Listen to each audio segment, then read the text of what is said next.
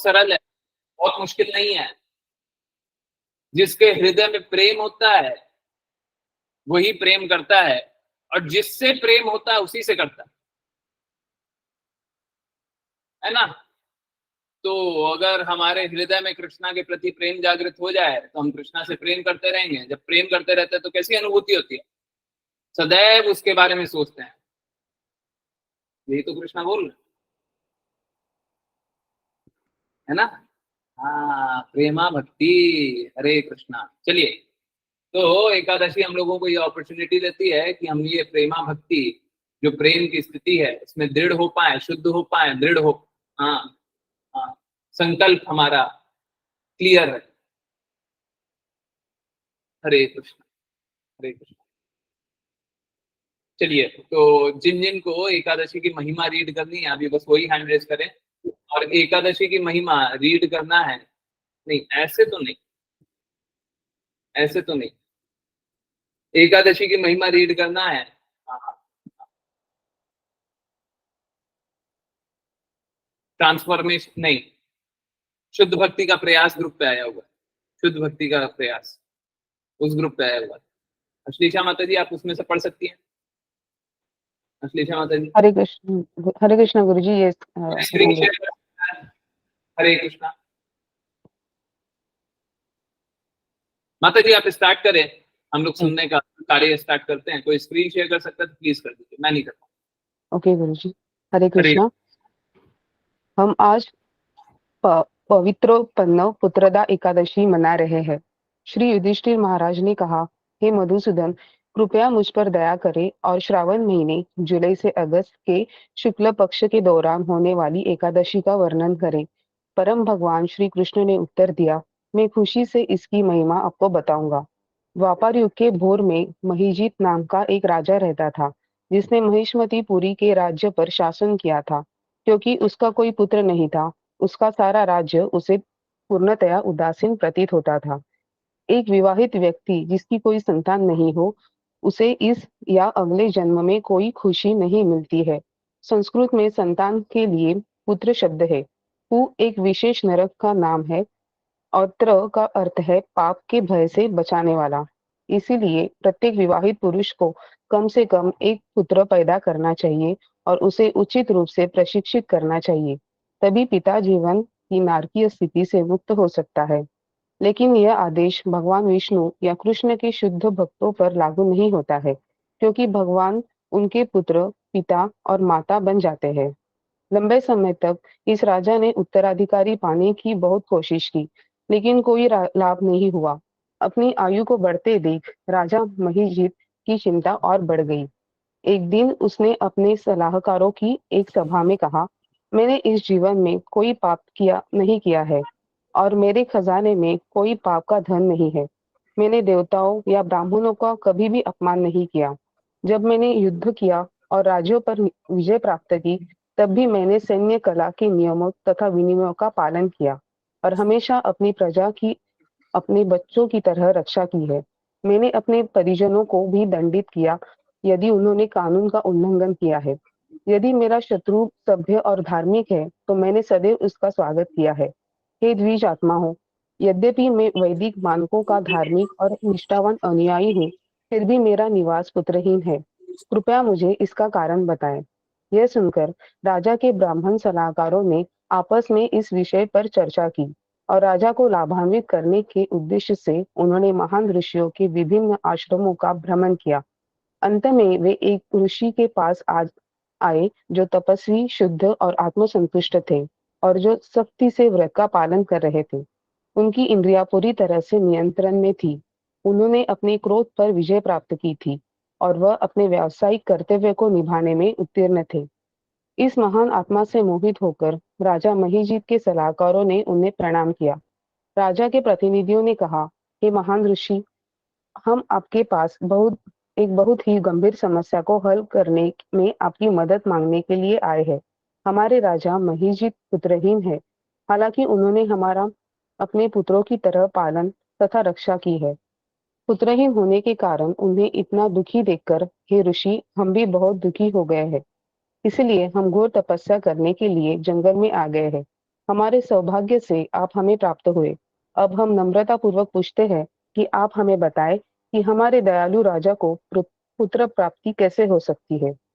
उनकी निष्कपट विनती सुनकर लोमसा ऋषि ने एक पल के लिए खुद को गहन ध्यान में लीन कर लिया और तुरंत राजा के पिछले जीवन को समझ गए। फिर उन्होंने कहा, तुम्हारे शासक पिछले जन्म में एक व्यापारी थे और अपने धन को अपर्याप्त समझकर उन्होंने पाप कर्म किए। अपना व्यापार करने के लिए उन्होंने कई गांवों की यात्रा की। एक बार ज्येष्ठ मास त्रिविक्रम मई से जून के शुक्ल पक्ष की एकादशी के अगले दिन दोपहर के समय वह एक स्थान से दूसरे स्थान की यात्रा करते प्यासे हो गए। वह एक गांव के बाहरी इलाके में एक सुंदर तालाब पर आए, लेकिन जैसे ही वह तालाब में पानी पीने वाले थे, एक गाय अपने नवजात बछड़े के साथ वहां आ पहुंची। ये दोनों जीव भी गर्मी के कारण बहुत प्यासे थे, लेकिन जब गाय और बछड़ा पानी पीने लगे, तो व्यापारी ने उन्हें बेरहमी से एक तरफ धकेल दिया और खुद की प्यास बुझाने लगे। एक गाय और उसके बछड़े के साथ किए गए इस अपराध के परिणाम स्वरूप आपके राजा का अब कोई पुत्र नहीं है। लेकिन अपने पिछले जीवन में उन्होंने जो अच्छे कर्म किए किए हैं, उसी वजह से उन्होंने एक शांत राज्य पर शासन किया है।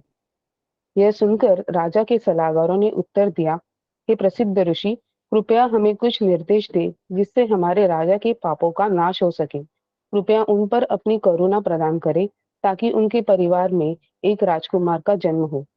लोमसा ऋषि ने कहा, पुत्रदा नामक एक एकादशी है जो श्रावण मास के शुक्ल पक्ष के दौरान आती है। इस दिन आप सभी को अपने राजा सहित व्रत तथा पूरी रात जागरण करना चाहिए। नियमों और विनियमों का सख्ती से पालन करना चाहिए। फिर इस व्रत से जो भी पुण्य प्राप्त हो राजा को अर्पित करिए।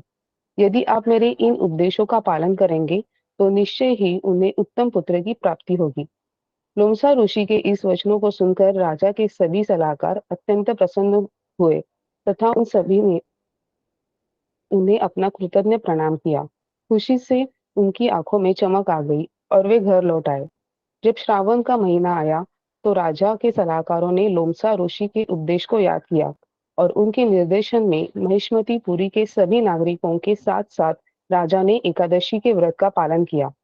अगले दिन द्वादशी को नागरिकों ने कर्तव्य पूर्वक अपने अर्जित लाभ उन्हें अर्पित किए। इन सब गुणों के बल पर अंततः रानी गर्भवती हुई तथा उन्होंने एक अत्यंत सुंदर पुत्र को जन्म दिया। हे युधिष्ठिर, भगवान कृष्ण ने निष्कर्ष निकाला, श्रावण के महीने के शुक्ल पक्ष के दौरान आने वाली एकादशी इस प्रकार पुत्र के दाता के रूप में प्रसिद्ध हो गई। जो कोई भी इस जगत में और अगले जन्म में सुख की इच्छा करता रखता है, उसे इस पवित्र दिन पर सभी अनाज और फलियों से वर्जित होकर उपवास करना चाहिए। वास्तव में जो कोई भी पुत्रदा एकादशी की महिमा को सुनता है, वह सभी पापों से संपूर्णतः मुक्त हो जाता है। उसे एक सुपुत्र का आशीर्वाद प्राप्त होता है तथा निश्चित रूप से मृत्यु के बाद स्वर्ग की प्राप्ति होती है। इस प्रकार भविष्य पुराण से पवित्रोत्पन्न या पुत्रदा एकादशी की महिमा का वर्णन समाप्त होता है। हरे कृष्णा कृष्ण कृष्ण हरे हरे, हरे राम राम राम हरे हरे, हरे कृष्णा कृष्ण कृष्ण हरे हरे, हरे राम राम राम हरे हरे, हरे कृष्णा कृष्ण कृष्ण हरे हरे, हरे राम राम राम हरे हरे। हरे कृष्ण। हरे कृष्णा हरे कृष्णा। तो आप लोगों ने नोटिस किया हर बार की तरह इस बार मात्र श्रवण कर लेने से, इन पास टाइम को सुन लेने मात्र हमारे पाप कर्म नष्ट हो जाते।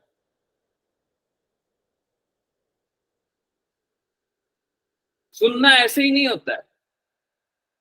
अगर मैं शुद्ध रूप से बोलूं तो सुनना कान से नहीं होता है, सुनना हृदय से होता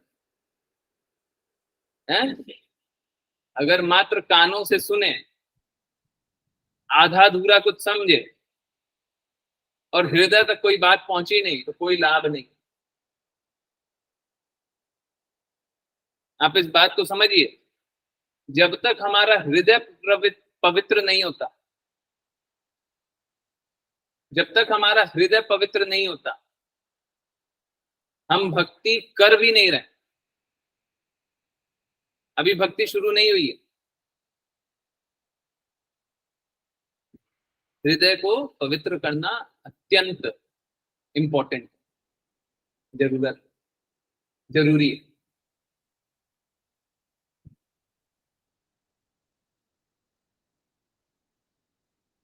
दूसरी बात, एक बहुत इंपॉर्टेंट बात यहाँ पे समझने की है कि गाय को कभी एक पशु न समझो। हम लोगों ने क्लास में बहुत बार ये बात, गाय दिखने में पशु जैसी हो सकती है परंतु उसे पशु ना जाने। अभी 6 बजे हम लोगों ने महिमा जानी कि गाय क्या होती है। गाय, आप लोगों ने, इनफैक्ट यहाँ पे मैं एक्सपेक्ट करता हूँ कुछ लोग ऐसा देखे होंगे, आप लोगों ने देखा होगा कि घर में कुछ अनिष्ट हो रहा हो, कुछ बुरा हो रहा है, किसी की तबीयत भी खराब हो रही है, तो गाय खाना कम कर देती है, रोना स्टार्ट कर देती है, दुखी रहती है। किस किस ने देखा है, जल्दी से लिखिए, किस किस ने देखा है ऐसा होते हुए? हम्म,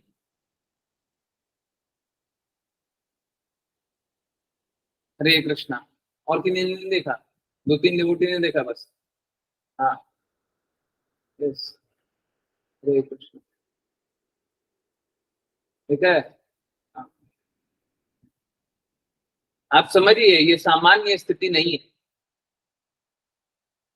हमारे घर में भी बहुत बार ऐसी स्थिति होती है कि हमारे माता को, पिता को, भाई को, बहन को समझ में नहीं आता, हम दुखी हैं, पर गाय को समझ, गाय को समझ में आता।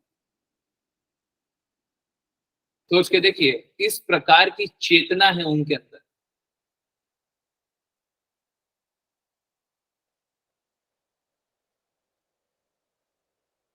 आजकल का समाज, प्लीज माफ कीजिए, कोई बुरा नहीं लेगा प्लीज, सत्य बोल रहा हूं, कोई बुरा मत लीजिए।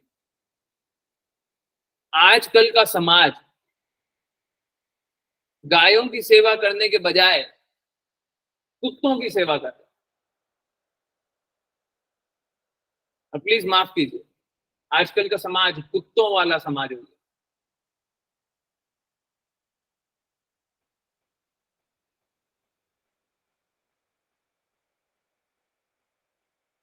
देखिए, हमारी ये स्थिति है कि हम किसी ना किसी की सेवा तो करेंगे। तो हम भगवान की सेवा करते हैं कि माया देवी की, वो हमारे हाथ में। ठीक उसी प्रकार से हमारे पास विकल्प है कि हम गाय की सेवा करें या कुत्तों की। चेतना किस प्रकार की रखनी? कोई बोले हम दोनों की सेवा करेंगे,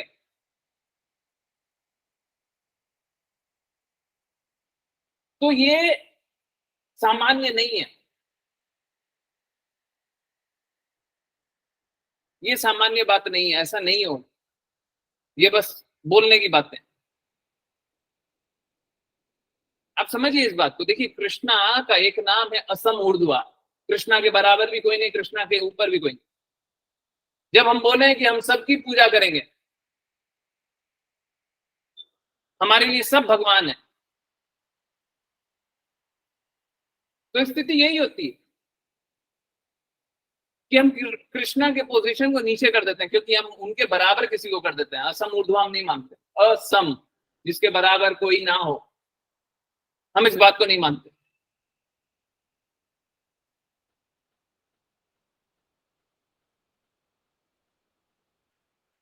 तो या तो सबसे ऊपर पोजीशन कृष्णा की होगी, या तो नहीं। ये नहीं होगा हम इसको भी मानते हैं, उसको भी मानते हैं, हम ये भी करते हैं, हम वो भी करते हैं, आप कुछ नहीं करते।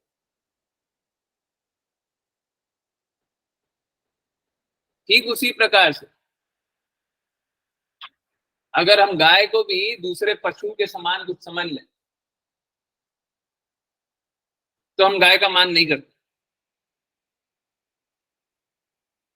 हम लोग जब कृष्णा की आरती करते हैं, कृष्णा की महिमा गान करते हैं, कृष्णा के बारे में जानते हैं, तो कृष्णा के बारे में एक बात हमेशा ही डेली करते हैं, क्या?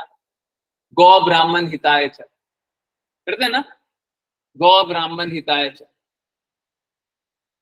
जहां पे गाय और ब्राह्मणों की रक्षा नहीं हो रही, वो नारकीय समाज है, नरक।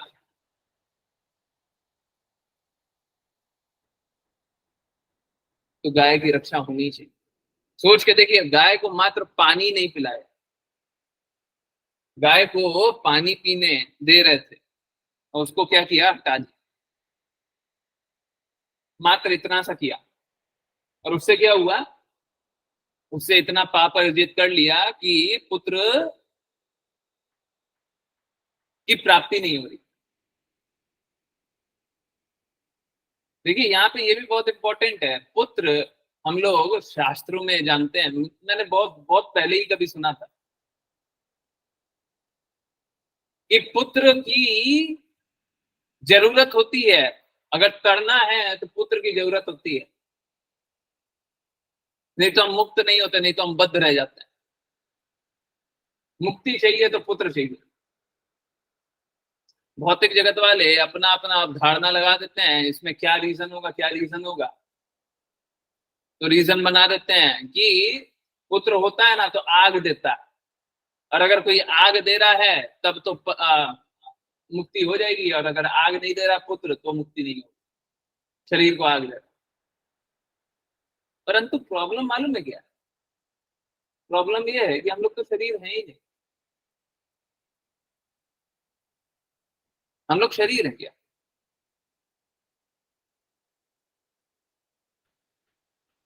हम लोग शरीर ऑब्सेस्ड क्यों हैं, इतना ज्यादा शरीर के रूप में अपने आप को क्यों देखते हैं, हम शरीर है ही नहीं। तो स्थिति क्या है कि आप लोगों ने देखा हो कि पुत्र की उत्पत्ति क्यों चाहिए, पुत्र क्यों चाहिए होता है। हम लोगों ने श्रीमद् भागवतम में जाना, क्या जाना है, पुत्र इसलिए चाहिए ताकि पुत्र को हम भगवत भक्त बनाएं, भगवान के बारे में जागृत करें। आप समझिए, एक बद्ध आत्मा को मुक्त आत्मा बनाए। बद्ध आत्मा घूम रही है, घूम रही है, घूम रही है, अब पुत्र के रूप में हमारे सामने आई है, अब उसे हम प्रशिक्षित करें कि भगवत धाम जाओ। तो पहले तो बद्ध आत्मा थी, 84 लाख योनियां घूम रही थी, कभी इधर कभी उधर कभी उधर, हमारे पास आ गई, अब हमें उसे मुक्त बनाना है, इसीलिए पुत्र चाहिए।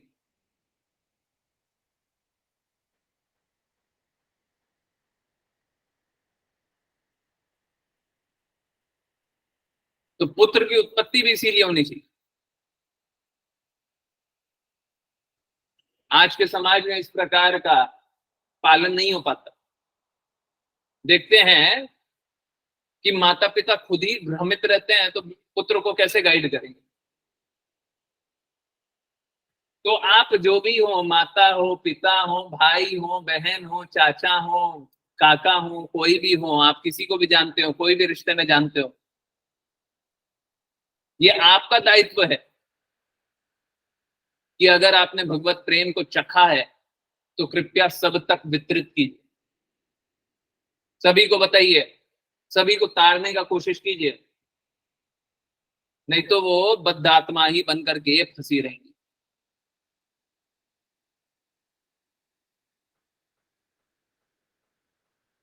हमारा अस्तित्व मात्र 10, 20, 30, 50, 100 साल का नहीं है, हमारा अस्तित्व शाश्वत है, और ये शाश्वत अस्तित्व में हमारी रिस्पॉन्सिबिलिटी है। देखिए, दो प्रकार का कार्य है, पहले अपने आप को मुक्त करना है, अपने आप को शुद्ध करना है। परंतु his divine grace Srila Prabhupada कहते हैं कि ये तो करो ही, परंतु अब और ज्यादा इंपॉर्टेंट क्या है, करो परोपकार। और जो शुद्ध भक्त होंगे वो अपने मुक्ति के बारे में नहीं सोचेंगे,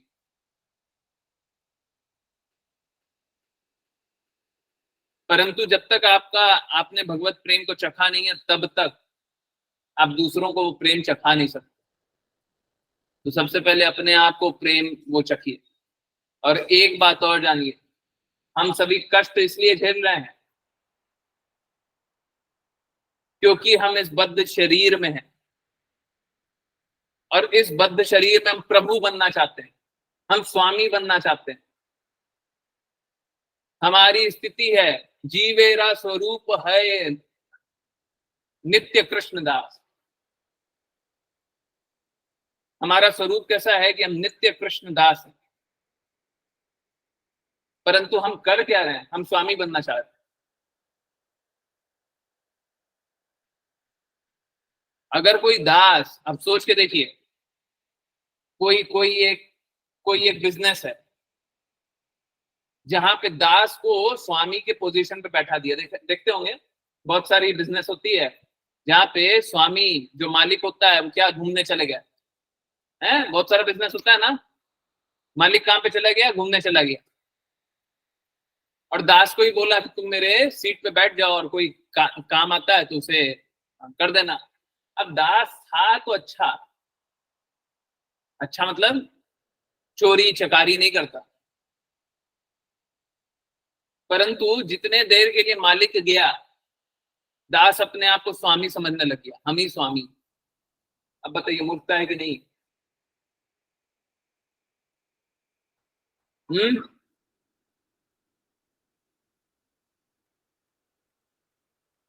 हम लोग अभी गत कुछ दिनों में बहुत ज्यादा प्रसन्न हो रहे थे, आज भी प्रसन्न हो रहे हैं क्या? कल भी हम लोगों ने इस बारे में जाना कि चंद्रयान पहुंच गया, चंद्रयान पहुंच गया,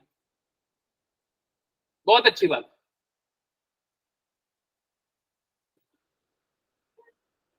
परंतु इस बात को समझिए,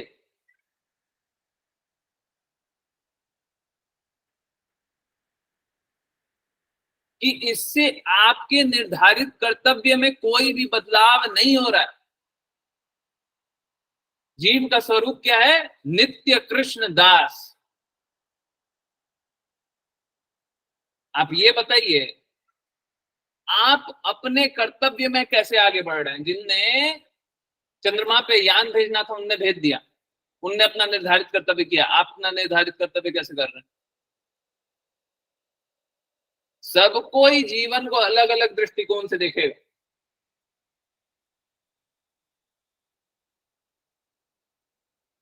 एक जिसका धन कमाना लक्ष्य है, वो हम हर चीज को धन के मापदंड पे तोलता है।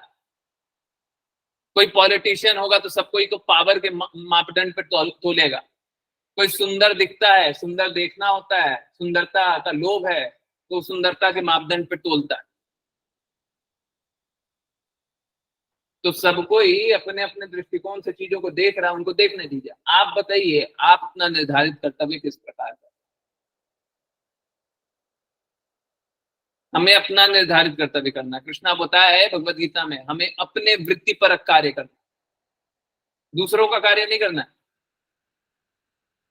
दूसरों की कॉपी नहीं करनी है, नहीं, दूसरों का कार्य देख करके ना तो हतोत्साहित होना है, ना बहुत आनंदित प्रफुल्लित होना है। बहुत अच्छी बात है वो अपना निर्धारित कर्तव्य कर रहे हैं, बहुत अच्छी बात, परंतु आपको अपना निर्धारित कर्तव्य करना है।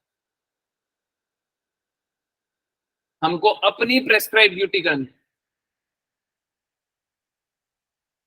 हम उस ड्यूटी में किस प्रकार से आगे बढ़ रहे हैं, मेरे को इस प्रश्न का उत्तर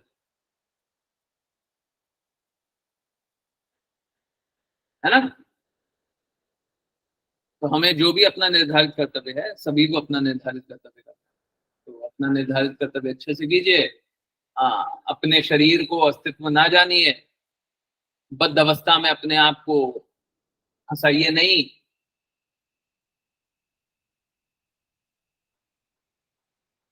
और जब तक ये देह में रहिएगा तब तक मूर्ख बनिए, हैं? हाँ, चलिए अब देखते हैं किस प्रकार मूर्ख बनते हैं। हंसा माता जी, हरे कृष्ण। कृपया हमारी मदद करें समझने में। हरे कृष्णा प्रभु जी, बंद कर दो। अपना असली स्वरूप प्राप्त कर लेने के कारण पूर्णतया सिद्ध जीव को इसका कोई बोध नहीं होता है कि यह भौतिक देह किस तरह हिलडुल रही है या काम कर रही है। जिस तरह की नशा किया हुआ व्यक्ति यह नहीं समझ पाता कि वह अपने शरीर में वस्त्र धारण किए हैं अथवा नहीं। तात्पर्य: रूप गोस्वामी ने भक्ति रसामृत सिंधु में जीवन की इस अवस्था की व्याख्या की है, जिस व्यक्ति का मन भगवान की इच्छाओं के अनुरूप होता है और जो उसे 100% भगवान की सेवा में लगाता है, वह अपनी शारीरिक आवश्यकताओं को भूल जाता है। हरे कृष्ण। हरे कृष्णा। हम लोगों ने 5 बजे भी ये बात जानी थी, है ना।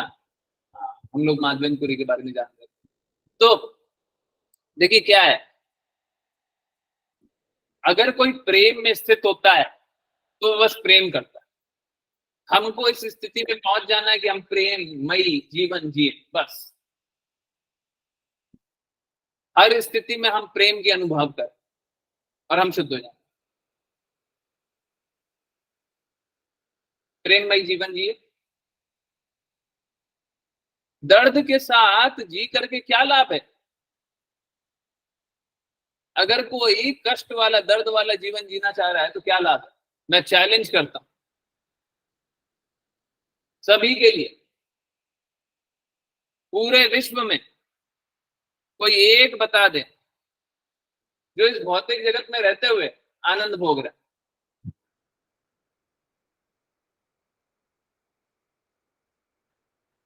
भौतिकवादियों को लगेगा कि देखिए मेरे पास बहुत धन है, मेरे पास बहुत धन है, हम बहुत खुश हैं, हमको कहां कोई कष्ट है। परंतु असलियत ये है कि वो निरंतर कष्ट से जा, सोच के देखिए ना। अगर कोई धन के मापदंड से अपने आप को खुशी और दुखी देखना चाहता है तो क्या होता है, धन अर्जित किया तो सोचता है और धन चाहिए। विश्व में कोई एक धनी बता दीजिए जो और धन नहीं चाहता, जिसका लक्ष्य हो गया कि नहीं अब और धन नहीं कमाना। कोई भी एक धनी बताइए, तो क्या चाहता है, हर पल चाहता और धन हो, और धन। और उस स्थिति में कभी खुश रहेगा कोई? ये तो दास बन गया, माया का दास बन गया। चलो और धन कमाते, इसमें कहां खुशी है?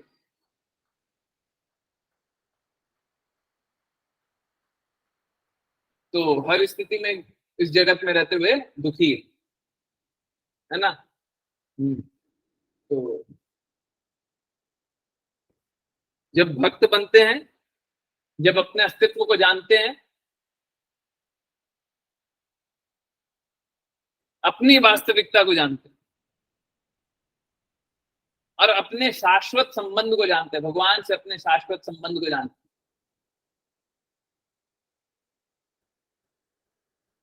तो हम अपनी शारीरिक अवस्थाओं में अपने आप को बंधा हुआ नहीं पाते। अभी देखिए आज के दिन आप लोग एकादशी का व्रत कर रहे हैं, बहुत लोग निर्जला कर रहे हैं। बाय द वे, हाँ, बहुत इंपॉर्टेंट पॉइंट मैं भूल गया था, अच्छा हुआ अभी याद आ गया। एकादशी का व्रत कर रहे हैं तो निर्जला कर रहा हूँ, बहुत लोग, आप में से कुछ लोग कर रहा हूँ। चलिए, बहुत लोग सजला कर रहे होंगे, बहुत लोग सफला कर रहे होंगे, अलग अलग तरीके से कर।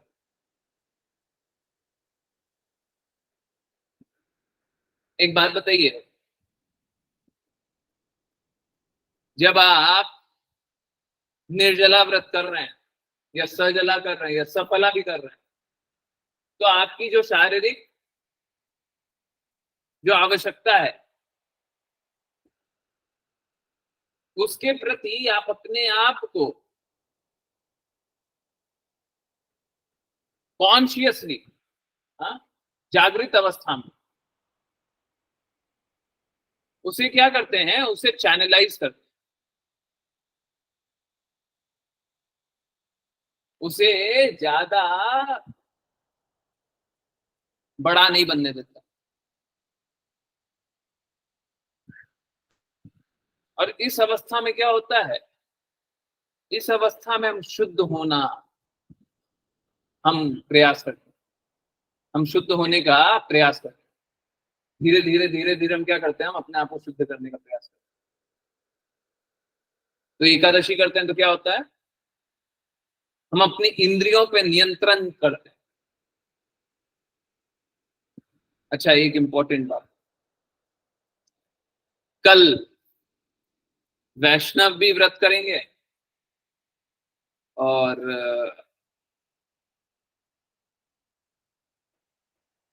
जो वैष्णव नहीं जाने वो हम दूसरों को तो कुछ नहीं बोलेंगे। वो भी व्रत करेंगे। कल श्रील रूप गोस्वामी का अंतर्धान दिवस, वैष्णवों के लिए स्पेशल डे है। ऐसे सभी दिन में आप लोगों को मालूम होगा कि 12 बजे तक व्रत कर, नून तक, आधा दिन, है ना। बहुत स्पेशल डेज होता है उस पर। तो अब प्रश्न उठता है, आज भी व्रत कर रहे हैं, कल भी व्रत करेंगे, पारण कैसे करेंगे? है ना। तो स्थिति ऐसी है कि कल जब पारण का समय है तो शुरुआत में ही, पारण से पहले नहीं। कुछ लोग हड़बड़ी में आ जाएंगे, एक्साइटमेंट में आ जाएंगे, पारण से पहले ही पारण करेंगे। ये मत कीजिएगा। पारण जैसे ही हो, शुरुआत में ही आप अन्न, जैसे भी आपने किया हो, निर्जला किया है तो सबसे पहले जल ऑफर कीजिए, जल पाइए, फल ऑफर कीजिए, फल पाइए, अन्न ऑफर कीजिए। नहीं तो सजला किया, वो फल ऑफर कीजिए, अन्न ऑफर कीजिए, आप पाइए। जो भी जिस भी तरीके से किया है, आप कृष्णा को ऑफर कीजिए और पाइए। ठीक है।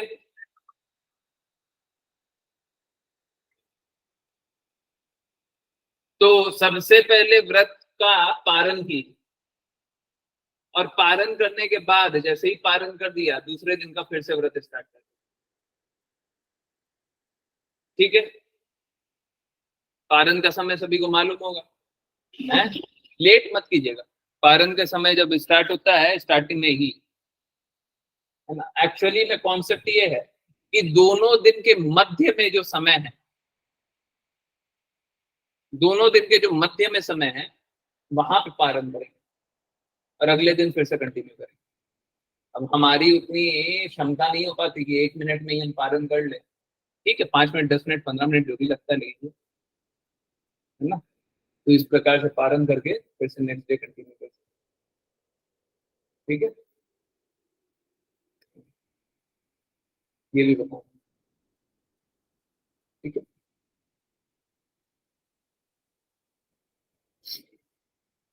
हरे कृष्ण।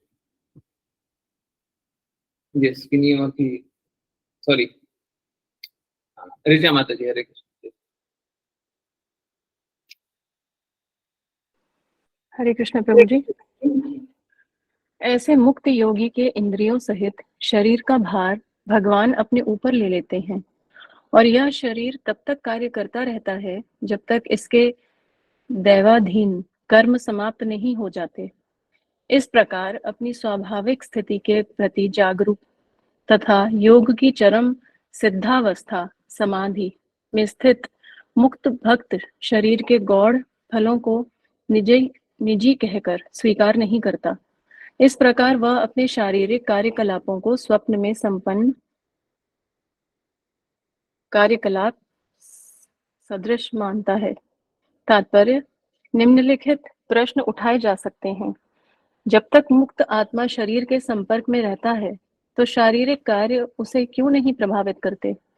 क्या वह भौतिक कार्यकलापों के कर्म तथा फल से कलमश ग्रसित नहीं हो जाता?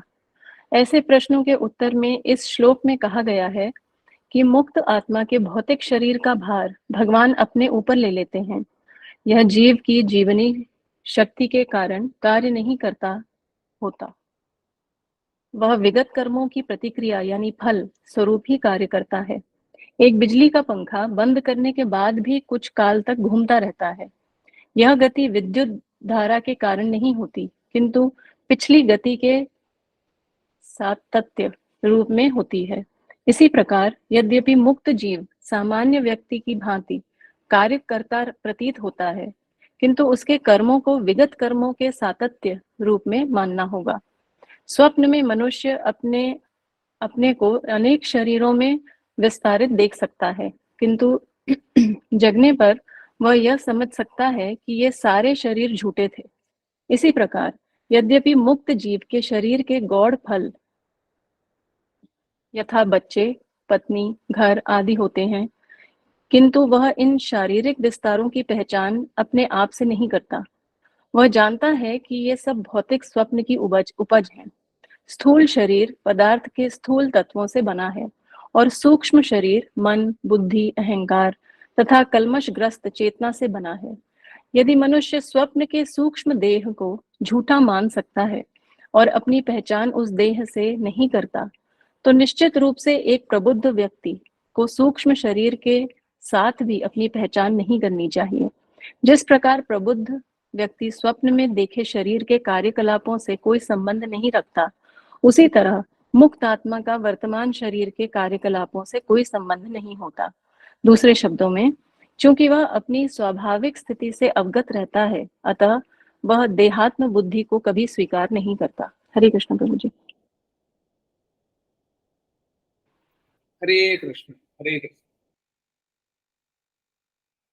तो प्रश्न ये उठता है कि हम लोग तो देहात्म बुद्धि में है,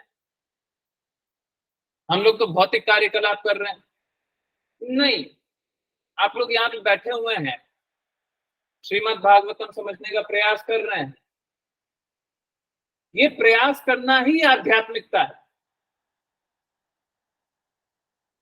शुद्ध रूप से जब हम श्रीमद् भागवतम सुने, हम लोग हमेशा, इस बात को मैं बार बार रिपीट करता हूँ, हम लोग हमेशा बोलते हैं हम लोग श्रीमद् भागवतम समझने का प्रयास करें। हम लोग श्रीमद् भागवतम समझते नहीं है, हम लोग समझने का प्रयास करते हैं। ये प्रयास ही आध्यात्मिकता है। अगर प्रयास शुद्ध है तो ये आध्यात्मिकता है। अब ऐसा नहीं कि लॉग इन करके तो बैठ गया पर सुन नहीं है, ये आध्यात्मिकता नहीं है। कोई बोले आध्यात्मिक कार्य है, एक काम करते हैं आज से लॉग इन करके बैठ जाएंगे, ऐसे आध्यात्मिक कार्य नहीं है। गुरु का दायित्व है, या गुरु के पद पे जो भी बैठे हो उनका दायित्व है कि वो सत्य बोले, उनको झूठ नहीं बोलना, ये उनकी रिस्पॉन्सिबिलिटी है।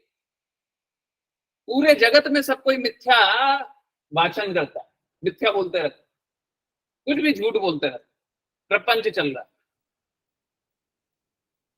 गुरु के पद पे जो बैठे हो उनका ये दायित्व है कि मिथ्या ना बोला जाए। अगर मिथ्या बोला गया तो इस प्रकार वो गुरु ही नहीं है ना। गुरु का मापदंड बहुत स्ट्रॉन्ग है। देखिए अभी आपको एक 2 मिनट आपके बर्बाद करता हूं।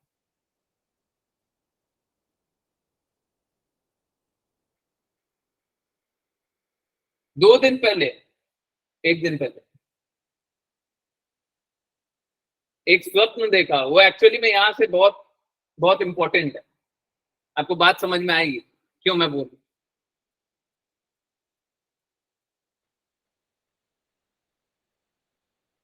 एक स्वप्न देखा जिसमें एक कुत्ता घूम रहा था। वो कुत्ता इंसानों के साथ घूम रहा था, परंतु जब उससे बात करें तो उसकी चेतना इंसानों समान ही, इंसानों के जैसे बोल भी पा रहा था। स्वप्न था, इंसानों के समान बोल भी पा रहा था, सुन भी रहा था, परंतु शरीर कुत्ते का मिला हुआ था। कल्पना में इस प्रकार के बहुत सारे पहले भी है, मैंने कभी देखा नहीं था, पिछले 5-10 दिन में देखा नहीं था, तो उस तरीके से दिमाग चैनलाइज नहीं था। पहले भी बहुत सारे ऐसे देखे होंगे, इस प्रकार का जीव या इस प्रकार का चेतना, इस प्रकार का कल्पना। मैं उस कुत्ते से एक बात बोल रहा था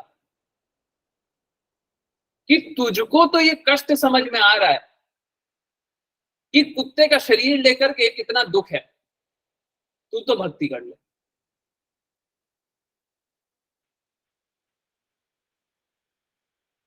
काश हमारी चेतना भी इस प्रकार से हो जाए कि हमको समझ में आ जाए कि 84 लाख योनिया में इतना कष्ट है, हैं? देखिए, हम कृष्णा को या तो प्रेम के मार्ग से समझ सकते हैं या तो कष्ट के मार्ग से।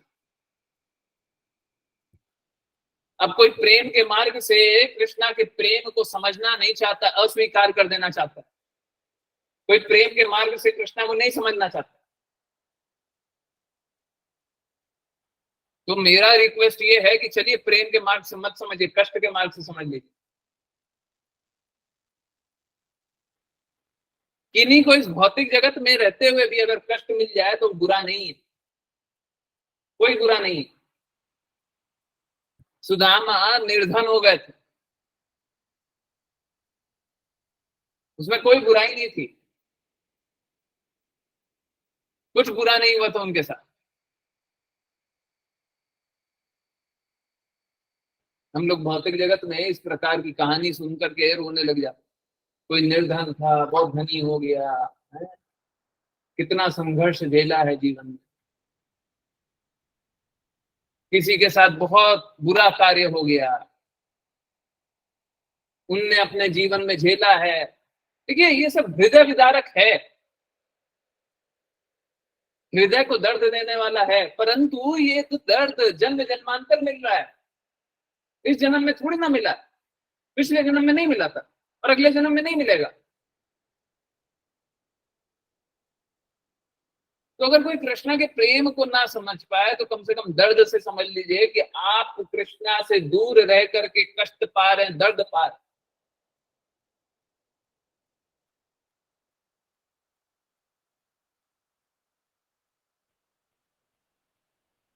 तो या तो प्रेम के मार्ग से समझ लीजिए या दर्द के मार्ग से समझ लीजिए।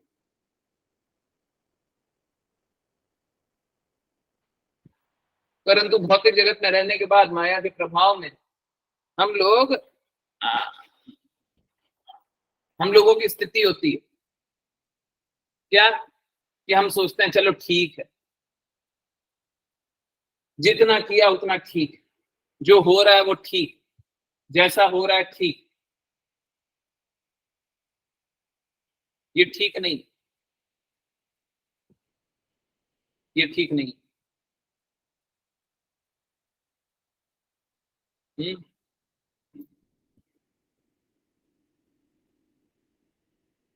देखिए जो भक्त होता है, आपने इनफैक्ट थोड़े दिन पहले पढ़ा हो क्या, हम लोगों को अपने शरीर का अच्छे से ख्याल रखना है, ये साधन है। शरीर क्या है? साधन है। और साध्य क्या है? भगवान। लक्ष्य क्या है? भगवान।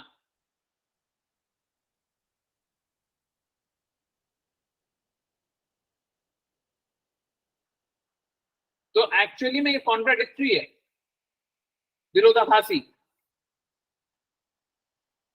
और सच बता रहा हूं, अगर कोई भगवत भक्त ना हो और कोई शास्त्रों को ना समझे ना पढ़े, वो इसके बीच का भेद बता ही नहीं सकता।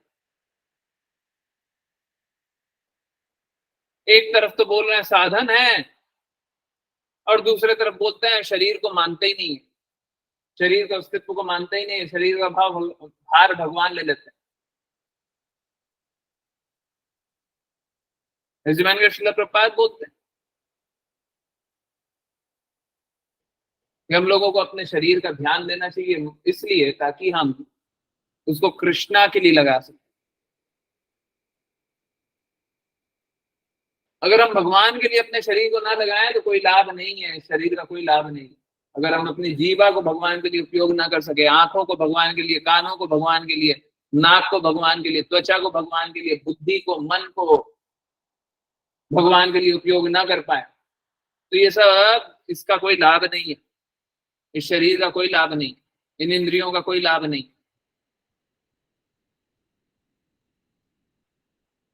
हरिदास ठाकुर बोलते थे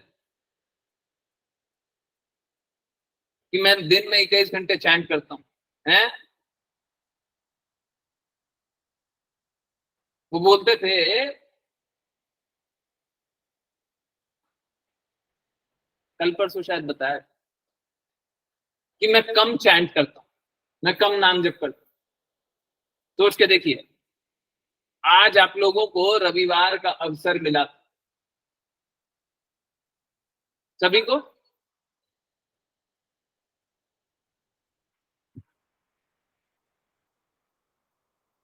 किन्हीं किन्हीं को कोई पहले से कोई कार्य रहा होगा, नहीं तो अधिकतर को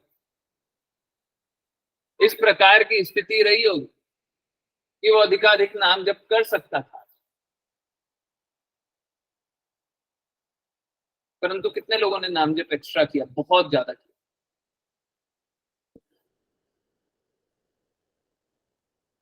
कितने लोगों ने कीर्तन बहुत ज्यादा सुना?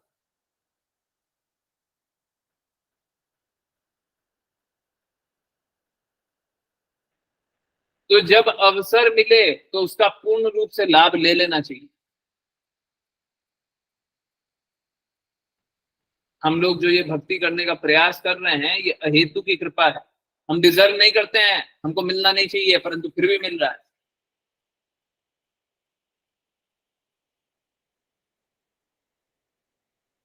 तो जैसे भौतिकवादी को अगर कुछ अच्छा खाने को मिल जाए, है? भौतिकवादी है, अच्छा उसके लिए क्या होगा? टेस्ट, स्वाद। तो भौतिकवादी क्या करेगा? अधिकाधिक पाना चाहेगा। ठीक उसी प्रकार से अगर भक्त को भगवत नाम लेने का मौका मिल जाए तो उसे अधिकाधिक प्रयास करना चाहिए, हमें और करना चाहिए,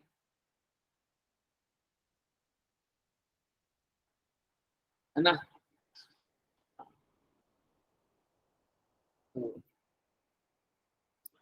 देखिए क्या है कि अगर हम में भौतिकता शेष है, प्लीज नोट कर लीजिए, अगर हम में भौतिकता शेष है या भौतिकता अधिक मात्रा में है, इस प्रकार का, अगर हम में भौतिकता अधिक मात्रा में है तो हमको शरीर का ध्यान देना अत्यंत आवश्यक है।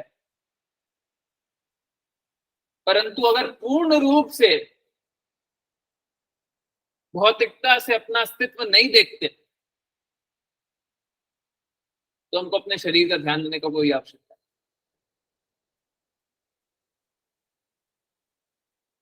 नहीं। यही कारण है, दोनों बात लिखी है और दोनों बात ही सही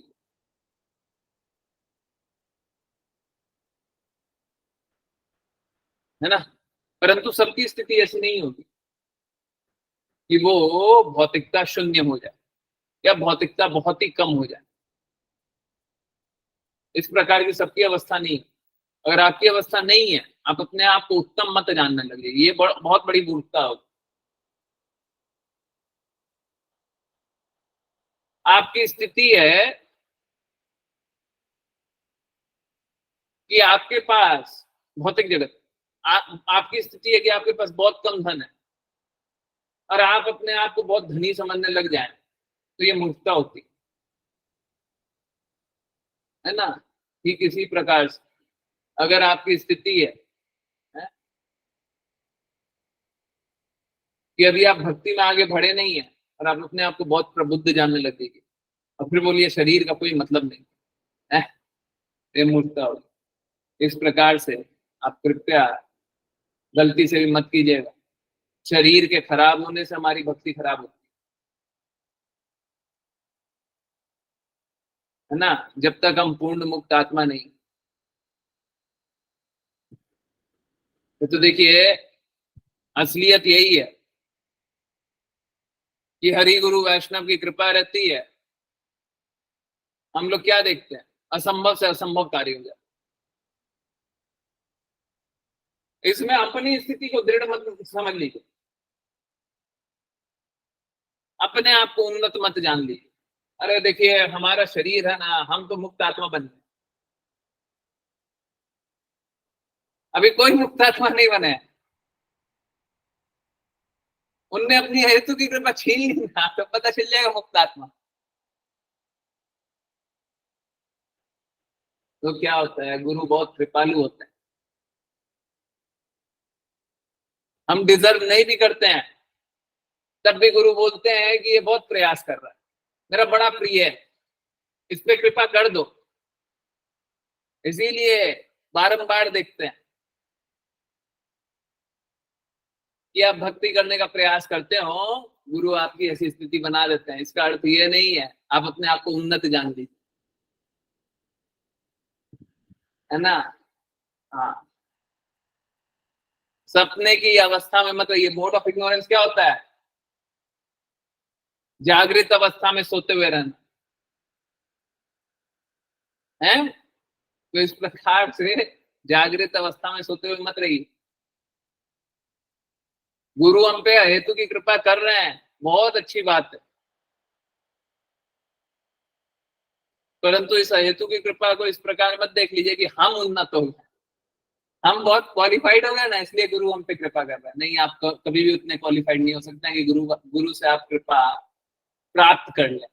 गुरु हर बार आपको हेतु की कृपा ही करते हैं आपको, ठीक है। हरे कृष्ण। ओके, इसका भी आंसर मिल गया होगा, ये दो प्रश्नों का भी आंसर मिल गया, ठीक है। अगर बाई एनी चांस किसी को कोई कोई कठिनाई हो तो पूछ सकते। चलिए एक श्लोक और पढ़ लेते हैं, कौन पढ़ेंगे? हरे कृष्ण। हंसा माता जी ने रीड किया है? हाँ प्रभु जी।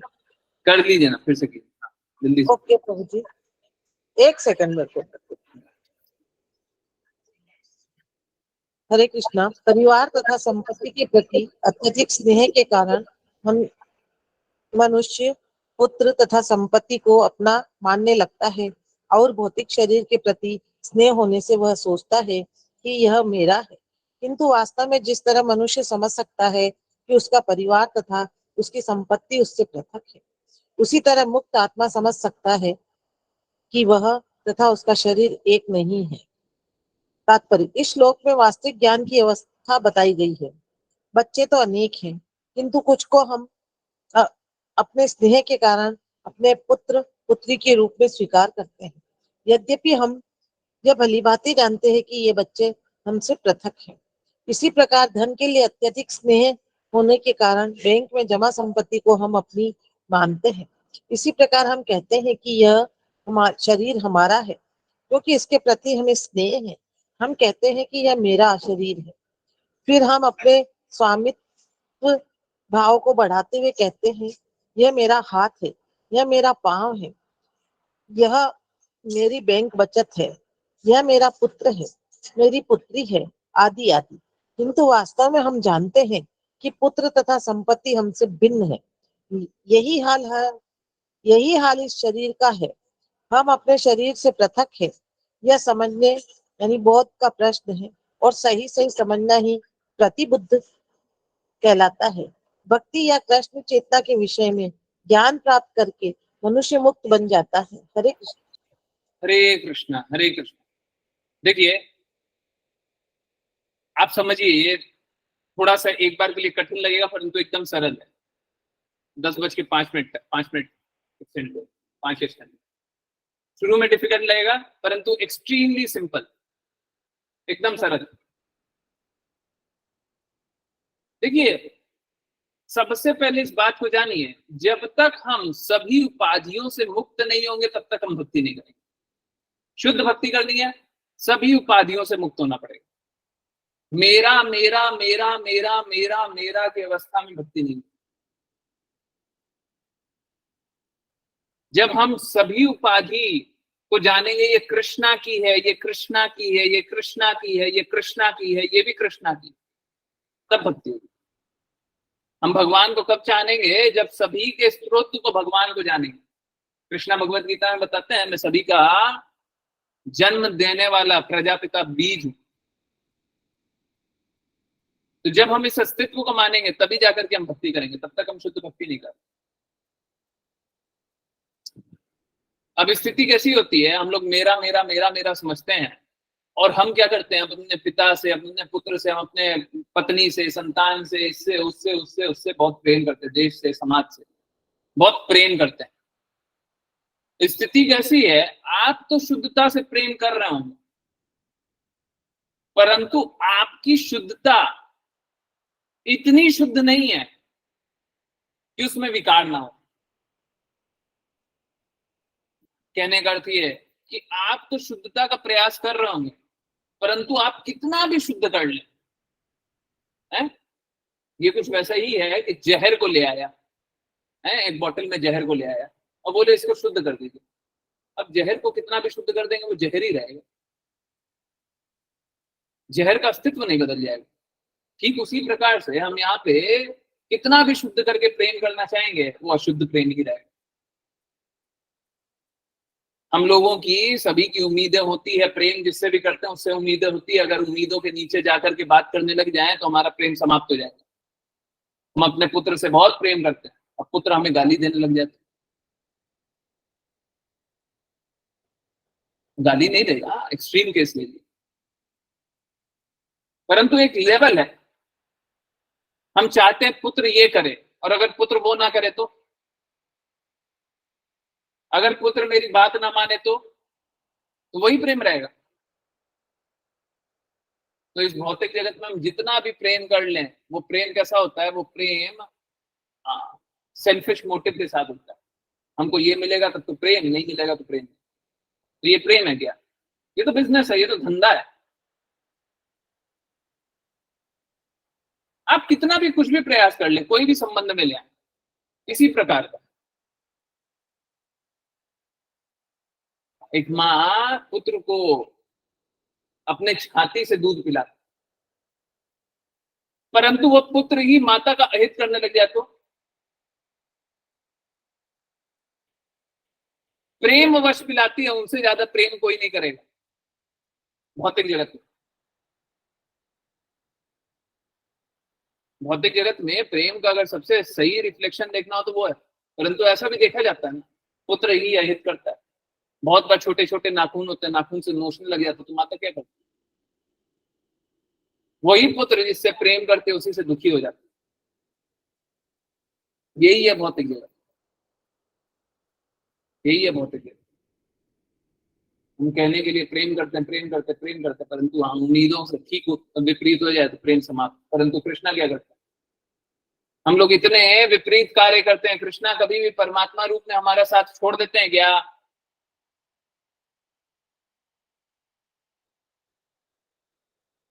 कभी भी कृष्णा हमें गाइड करना छोड़ देते हैं क्या? कभी भी कृष्णा हम पे हेतु की कृपा करना छोड़ देते हैं क्या? कभी भी राधा रानी महारानी अपनी कृपा करना छोड़ देती हैं क्या? कभी भी गुरु हमको पतित अवस्था में स्वीकार कर लेते हैं क्या? कभी भी वैष्णव हमें उत्थान के लिए प्रयास ना करें, ऐसा कभी होता है क्या? नहीं होता ना। इसीलिए वैष्णव प्रणाम मंत्र करते हैं, इसीलिए वैष्णवों से कृपा मांगते हैं। चलिए करते हैं वैष्णव प्रणाम मंत्र और वैष्णवों की कृपा चाहते हैं। हरे कृष्णा, हरे कृष्णा। चलिए दीपा माता जी, वैष्णवों की कृपा चाहिए। हरे कृष्णा प्रभु। हरे वाञ्छकल्पतरुभ्यश्च वाञ्छकल्पतरुभ्यश्च कृपा सिन्धुभ्येव च कृपा सिन्धुभ्य एव पतितानामुपाम्येयो पतितानां वैष्णवेभ्यो नमो नमः। अनंत वैष्णव जय की जय जय वैष्णव प्रपात की जय भगवद गीता की जय जय जय भक्तों की जय हरे कृष्णा हरे कृष्णा हरे कृष्णा कृष्ण कृष्ण कृष्ण कृष्ण हरे हरे हरे राम राम राम हरे हरे हरे कृष्णा कृष्ण कृष्ण हरे हरे हरे राम राम हरे हरे हरे कृष्णा कृष्ण कृष्ण हरे हरे हरे राम राम हरे हरे हरे कृष्ण हरे कृष्ण प्रभु जी। हरे कृष्ण हरे कृष्ण। बहुत बहुत धन्यवाद सभी को ज्वाइन करने के लिए। एक बात और बता, 1 मिनट, एक बात और बता। जब मैंने बताया कि एकादशी के व्रत का एक दिन जैसे ही समाप्त हो, पारण का समय जैसे ही आए, आपको अन्न भी प्राप्त करके एकादशी का व्रत का पालन करना है। मेरा एक रिक्वेस्ट है, अगर कोई भी निर्जला कर रहा है तो कृपया एक बार में बहुत ज्यादा अन्न मत पाइएगा, बहुत ज्यादा कुछ पाने की अभिलाषा मत रखिएगा कि एक ही बार में खा जाते हैं, सब कुछ खा जाते हैं। अगर कुछ खा भी रहे हैं तो ऐसा खाइएगा कि एसिडिटी नहीं। पता चला कि हम एक व्रत छोड़ करके फिर एक के बाद फिर दूसरा व्रत कर रहे हैं और एक ही बार में बहुत सारा खा गए, उससे क्या हो रहा है, एसिडिटी हो रहा है, फिर तबीयत और खराब हो जाएगी। कृपया करके ऐसा मत कीजिए, ठीक है। व्रत का पालन करना है, इसका अर्थ यह नहीं है कि अपनी तबीयत खराब। हरे कृष्ण हरे कृष्ण। यस, किन्हीं की कोई भी कैसी भी जिज्ञासा है तो अनम्यूट कर सकते हैं, हैंड रेज कर सकते हैं, चैट में लिख सकते हैं। हरे कृष्ण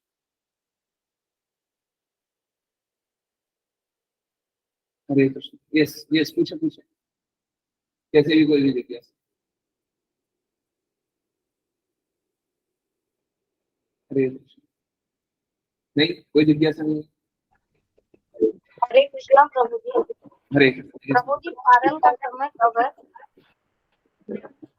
वो मेरे से पूछ लीजिएगा, अभी थोड़ी देर रुक जाइए, जब सब कुछ ना कुछ चलते रहेगा तो पूछ लीजिए। जिनको जिनको पूछना है पूछ लीजिए, मैं निकाल करके दे दूंगा।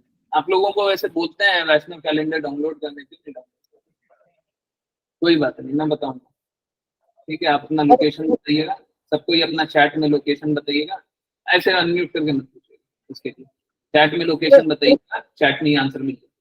हाँ हरे कृष्णा प्रभु जी। हाँ, हरे कृष्ण।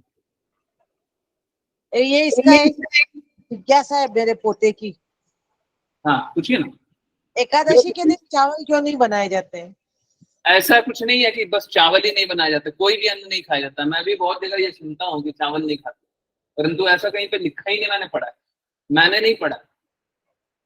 एकादशी के दिन कोई भी अन्न नहीं पाया जाता है। और माता जी एक बात बताओ, अगर एक दिन अन्न नहीं पाए तो क्या फर्क पड़ जाता है? इनफैक्ट ये रिसर्च में भी निकला है, ये रिसर्च में भी निकला है, अगर कोई अन्न नहीं पाए ना तो उसका हार्ट अटैक का जो रेशियो होता है वो कम हो जाता है। नहीं, मेरा प्रश्न नहीं, ये खड़ा बैठा हुआ ये पूछ रहा है। आज सुबह से बहस कर रहा है मेरे से, इनका शाम को पूछेंगे। अरे तो अन्न अन्न ही नहीं पाना चाहिए, बिल्कुल भी अलाउड नहीं है, चैतन्य महाप्रभु ने मना किया, ठीक है। ठीक है प्रभु जी। हरे हरे। बहुत जगह मैं भी सुनता हूँ कि चावल नहीं पाते, चावल नहीं पाते, उसका कोई लॉजिक ही नहीं है। और ज्यादा मैं राजस्थान के साइड से, जो भी राजस्थान के साइड है ना, उस एरिया में बहुत ज्यादा ये प्रचलित। देखिए ये वही शायद कास्ट सिस्टम जैसा ही एक संरचना मेरे को लगता है, कास्ट सिस्टम जैसे बना दिया ना अपने, ऐसा कुछ। हाँ यस,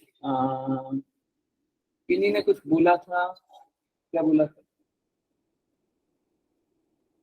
हरे कृष्ण।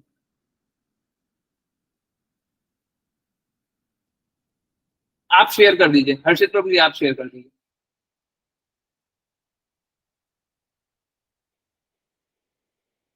चीनी के बारे में बताने वाले थे, ये कब बोला था? मैंने कब बोला कि मैं चीनी के बारे में बताऊंगा? मैंने क्लास में पहले बताया हुआ है, मैंने साफ साफ बताया हुआ है, चीनी शुद्ध नहीं होता, गुड़ शुद्ध होता है, गुड़ को खाना चाहिए, चीनी को नहीं खाना चाहिए। चीनी कैंसर भी बनाता है, चीनी शरीर के लिए बहुत हानिकारक होता है, बिल्कुल नहीं खाना चाहिए। और चीनी के शुद्धता का प्रोसेस भी अभी भी पूर्ण रूप से अननोन है। बहुत लोग बहुत कुछ क्लेम करते हैं, है ना, उसके बारे में तथ्य रूप में नहीं बता सकते, परंतु हाँ डाउटफुल है, बिल्कुल डाउटफुल है। और एक बात जान ली, हमने चीनी मिट्टी के बारे में जाना था तब भी ये बातें जाना, क्या कि जहां पे भी कोई सरल तरीका होता है, जहां पे भी कोई अशुद्ध तरीका होता है, परंतु वो प्रॉफिटेबल तरीका होता है, लोग प्रॉफिटेबल तरीका ही अपनाते हैं, उनको शुद्ध तरीका नहीं चाहिए। ठीक है, तो चीनी को नहीं खाना चाहिए, चीनी नहीं खाना चाहिए, ठीक है, पूर्ण रूप से त्यागना हो सकता है अभी मुश्किल हो जाए। और इनफैक्ट मैं देखता हूँ ऑल्टरनेट अच्छे से आता भी नहीं, जो गुड़ आता है वो भी ओरिजिनल गुड़ नहीं मिलता, आजकल पूरा केमिकली मिलता, बड़ा अजीब स्थिति। ओके ठीक है, अब अपना जिनका भी लोकेशन है वो लिख लीजिए। ओके यस, और किन्हीं की कोई जिज्ञासा? हरे कृष्ण, कोई जिज्ञासा है?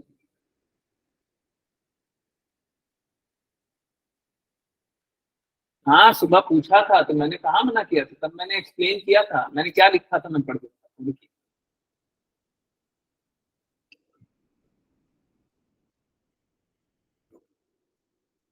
हरे कृष्ण, नहीं अभी शेयर नहीं करना।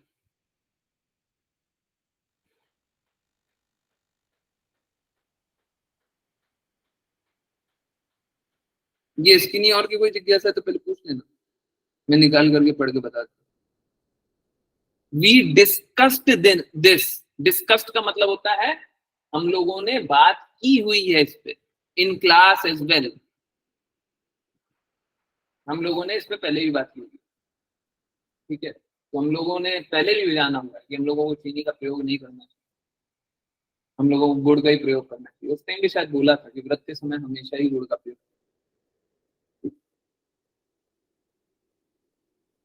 चीनी हमारे जीवन में ही नहीं होना चाहिए। चीनी से किसी का लाभ नहीं होता, गुड़ से लाभ होता है, गन्ने से लाभ होता है, परंतु चीनी से लाभ नहीं होता। ये भी विकास का एक तरीका है। भौतिक जगत में देखिए आज के दिन में गुड़, गुड़ को प्रोसेस करते हैं, बहुत कुछ करते हैं तो चीनी बनता है। आज के दिन में आपको गुड़ महंगा मिलेगा, चीनी सस्ता मिलेगा हर जगह, बहुत कम जगह होगा जहाँ पे गुड़ ही सस्ता। ये है क्या, व्यापार ना, भौतिक जगत में इसी प्रकार से व्यापार चलता है, मलिनता इसी प्रकार से छाई रहती है, शुद्ध का कोई मोल नहीं होता, अशुद्ध बड़ा बड़ा हुआ रहता है। ठीक है, यस, किन्हीं और की कोई बातें, कोई जिज्ञासा? हरे कृष्ण प्रभु जी। हरे कृष्ण, यस। प्रभु जी, जब एकादशी का व्रत करते हैं तो दूसरे दिन जो होता है, जब पारण करने का टाइमिंग है उसी समय पारण करना होता है, मगर हाँ अगर दूसरे दिन कोई और फास्ट पड़े तो उसके लिए हमको कैसे पारण करना पड़ेगा? माता जी कहाँ पे हैं आप?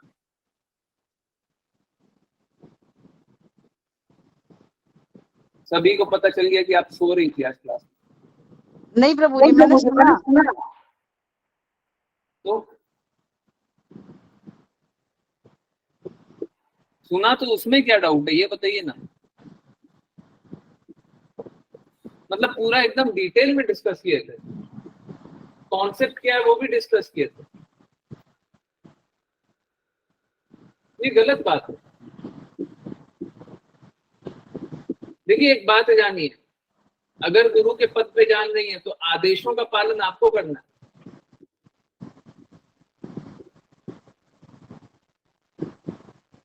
आपके आदेशों का पालन मेरे को नहीं करना है। और अगर आप इस स्तर पे जान रही है तो गुरु नहीं जान रही है, ठीक है, वैष्णव के रूप में जानिए, मैं एक्सेप्ट कर लेता हूँ। आप बोलिए कि हम वैष्णव के रूप में जानते हैं, ठीक है, फिर मेरे को कोई कष्ट नहीं, फिर आगे जो बात बोलनी,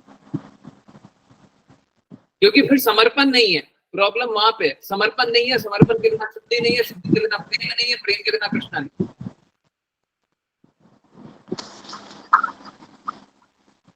आपको मैंने बोला भी था क्लास में डिस्कस करेंगे, पूरे रूप से डिस्कस किया। तो स्थिति कैसी है कि दो दो प्रकार के लोग हैं, दोनों को कल व्रत करना है। एक तो वैष्णव है, वैष्णव को भी व्रत करना है, तो 12 बजे तक दोपहर तक व्रत होगा। तो करना क्या होता है, अगर पहले दिन फास्ट है और दूसरे दिन फास्ट है तो हम लोगों को दोनों दिन के बीच में जो मौका मिले उस मौके में हम लोगों को फास्ट ब्रेक करना है और ब्रेक करके फिर से दूसरे दिन वापस कंटिन्यू। तो कल जब भी पारण का समय हो तो हम लोग सबसे पहले पारण करें। पारण सब चीज के साथ करना है, अन्न भी पाना है और अन्न पाने के बाद दूसरे दिन का फास्ट फिर से कंटिन्यू। पारण का समय जिस समय है कोशिश करना उसी समय पारण करें,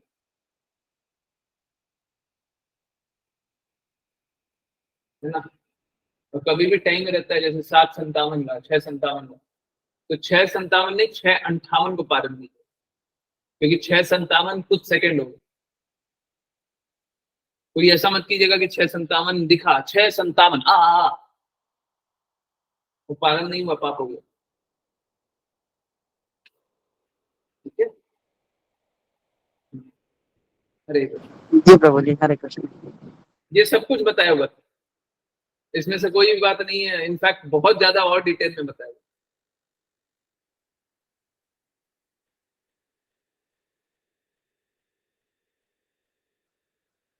यस, किन्हीं और की कोई जिज्ञासा है? जिनको जिनको पारण का जगह लोकेशन के अनुसार जानना है वो चैट में अपना लोकेशन लिखिए, मैं सभी का।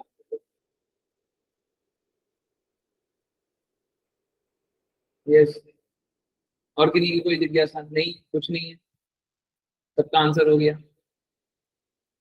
हाँ, एक बात मेरे को बस बता, दो दो प्रभु जी को बताना है। प्रेम प्रभु जी भी है ना? हाँ, बहुत अच्छा। प्रेम प्रभु जी और सरबजीत प्रभु जी, दो एक बात बतानी। इनफैक्ट आप लोगों जहां पे भी जो भी बातें सुन रहे होंगे, जो भी बात देख रहे होंगे, आप एक चीज डिफरेंस देखिए। हम लोग जो भी प्रचार करने का प्रयास कर रहे हैं उसमें एक डिफरेंस देखिए कि हम लोग, मतलब ये जो सर्कल है इसमें आप हमेशा देखिएगा, हम लोग हमेशा आईसीयू सिचुएशन की बात करते हैं। जैसे आईसीयू में कोई भर्ती होता है, हमको अभी के अभी शुद्ध। बाकी जगह ये बातें बहुत ज्यादा होती है कि अगले जन्म में शुद्ध हो जाना, उसके अगले जन्म में शुद्ध हो जाना, धीरे धीरे शुद्धता का पालन करना, हर पल शुद्धता का पालन करना। हम लोग ये बात जानते हैं, इस पल अपॉर्चुनिटी मिली है, इस जीवन में अपॉर्चुनिटी मिली है, इसके बाद कभी नहीं मिलेगी, इसके बाद कभी नहीं मिलेगी। अगर इतना कुछ मिलने के बाद भी हमने भक्ति नहीं की तो आगे कब भक्ति करें? अगर डिवाइन श्रील प्रभुपाद की इतनी कृपा है, वैष्णवों की इतनी कृपा है, गुरु की कृपा है, अच्छे घर में अच्छा वातावरण में सब कुछ मिली है, उसके बाद भी हम भक्ति नहीं, तो इससे अच्छा कुछ मिल जाएगा क्या? अगले जन्म में भी मिल गया तो इससे अच्छा कुछ मिल जाएगा क्या? तो हम लोगों को तथ्यात्मक कुछ भी हो, परंतु हमको भक्ति में दृष्टिकोण इसी प्रकार से बना करके रखना चाहिए कि हमारा आईसीयू सिचुएशन है और ये लास्ट सिचुएशन, लास्ट बार अपॉर्चुनिटी मिल है ना, इसके बाद कोई अपॉर्चुनिटी नहीं। ठीक है,